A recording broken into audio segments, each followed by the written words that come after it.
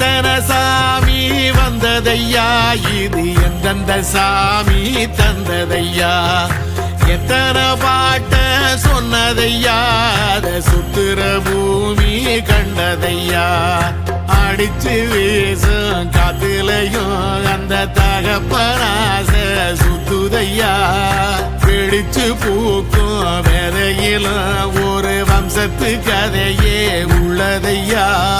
100 தலைமுறை சேர்ந்து செதுக்குன ஈர நலம் இது பாறையா,